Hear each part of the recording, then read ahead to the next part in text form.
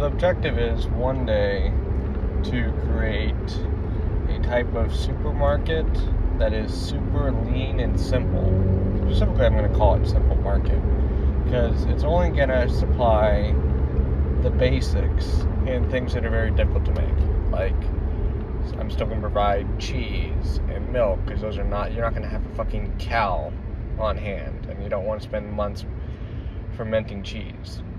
But everything else is going to be stuck to the basics. I'm not going to be doing prepared regular bread.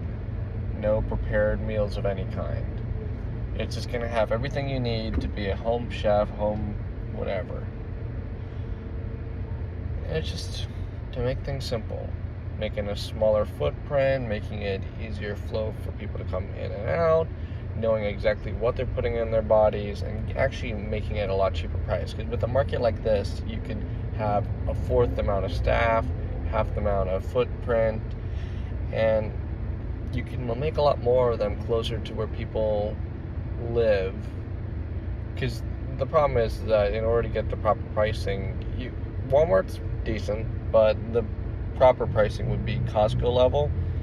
Or I've never actually worked in restaurants, but I happen to sell restaurant equipment and shit. But places like the Restaurant Store, Webstaurant, local places are the Restaurant Depot. You buy things in bulk. You as a person, you would have bought this stuff over the course of a year. Say like 50 pounds of chicken.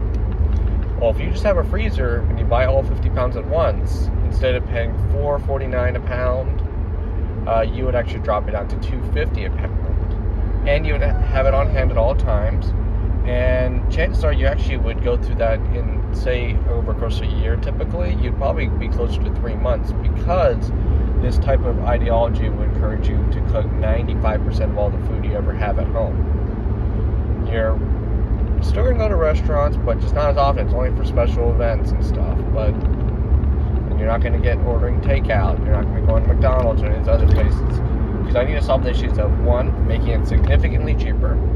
Two, showing how to properly meal prep and preserve this food, aka how things are packaged.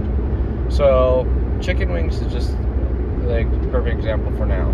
You go to any Walmart, any Publix, and so you would get the fresh chicken wings, but they'll be in this type of styrofoam packing, and they would not be frozen. Personally, I prefer the whole chicken wing, the tip, the drum, and the leg. I'm gonna fucking do it, whatever, the zigzag. Because when cooking on the grill or anything, you only have to flip one piece instead of two separate pieces, and then later you can fucking split them or do whatever. I actually eat everything, including the tip, the wing part. That thing's amazing. But it's how to store it. So you don't want to get the small pack, because the small pack they charge literally like $6 a pound. But that's all you need for your meal. But you want to buy the large pack because it's $4.50 a pound, so you can save an extra $3 or $4. But now you have to open it, and then you're only going to use half of it, maybe a little bit more now, because the portion sizing is a big issue. You can't get exactly what you want. And then you have the rest of it. You got to rewrap it. You may not even want to eat it for several weeks.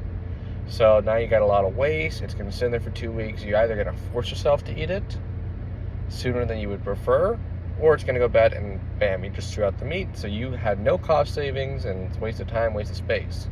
Now, once you go up to Costco level and even BJ's Wholesale Club, they actually take it. You still get the larger pack, but now it's sectioned off into 6 individual bags, kind of like they're all as a collective.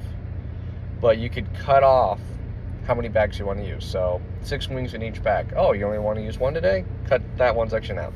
Throw the rest back in the refrigerator. Now, because they're fully sealed, they're not saran wrapped or anything, in their own individual bags, you can actually go ahead and freeze them. And now you can keep them indefinitely. I mean, after a year or two, you would actually have to start some degradation, but it would still be perfectly safe to eat, even if it's been in the freezer for 5 years.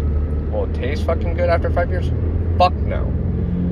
But up to a year, it's perfectly fine as long as you're putting it into a freezer and you're maintaining it, and it's not constantly a defrosting cycle and then defrosting and then freezing it and such and such.